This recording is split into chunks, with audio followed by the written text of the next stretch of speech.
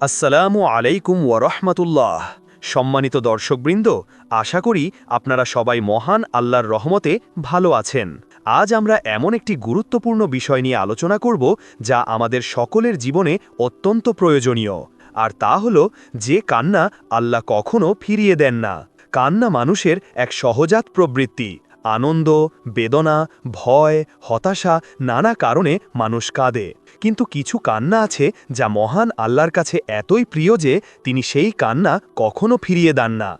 আজ আমরা এমন কয়েকটি বিশেষ কান্নার মুহূর্ত সম্পর্কে জানব যা আমাদের ইহকাল ও পরকালে সফলতার চাবিকাঠি হতে পারে। ১. আল্লাহর ভয়ে কান্না। যখন কোনো বান্দা মহান আল্লাহর শ্রেষ্ঠত্ব ও পরাক্রমশালিতা উপলব্ধি করে, তার আযাব ও শাস্তির কথা স্মরণ করে এবং নিজের গুনাহের জন্য লজ্জিত হয়ে কাঁদে, তখন সেই কান্না আল্লাহর কাছে অত্যন্ত প্রিয়। এই কান্না অন্তরকে নরম করে, অহংকার দূর করে এবং বান্দাকে আল্লাহর দিকে ধাবিত করে।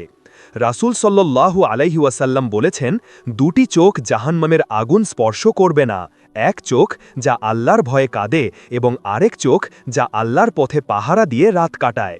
সুনানে তিরমিজি, হাদিস নম্বর ১৬৩৪। এই হাদিসের মাধ্যমে আমরা আল্লাহর ভয়ে কান্নার গুরুত্ব উপলব্ধি করতে পারি। যখন আমাদের অন্তর আল্লাহর ভয়ে ভিজে ওঠে, তখন আমাদের গুনাহ মাফ হয়ে যায় এবং আমরা আল্লাহর নৈকট্য লাভ করি। ২. তাওবা ও ইস্তেগফারের কান্না। মানুষ হিসেবে আমরা ভুল করি, গুনাহ করি, কিন্তু যখন কোনো বান্দা তার কৃত গুনাহের জন্য অনুতপ্ত হয়ে একনিষ্ঠভাবে আল্লাহর কাছে তাওবা করে এবং ক্ষমা প্রার্থনা করে কাঁদে, তখন আল্লাহ তাআলা সেই কান্না কবুল করেন।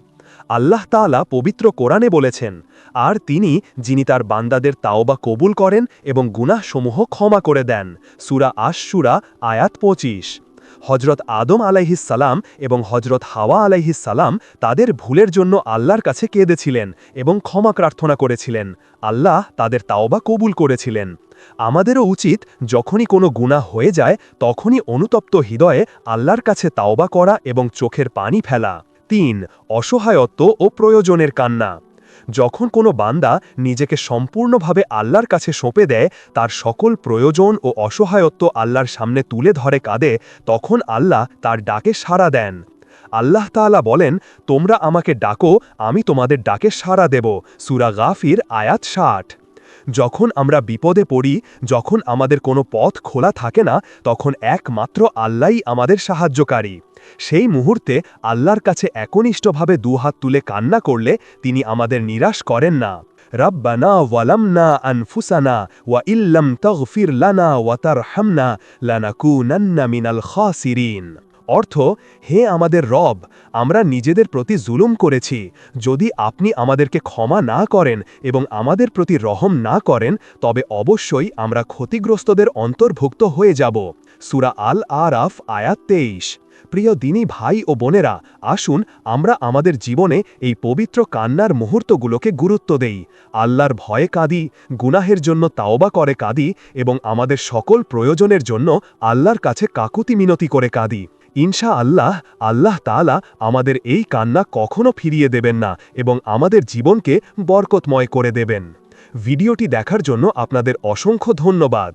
যদি ভিডিওটি ভালো লেগে থাকে তাহলে অবশ্যই লাইক করবেন, শেয়ার করবেন এবং আমাদের চ্যানেলটি সাবস্ক্রাইব করবেন।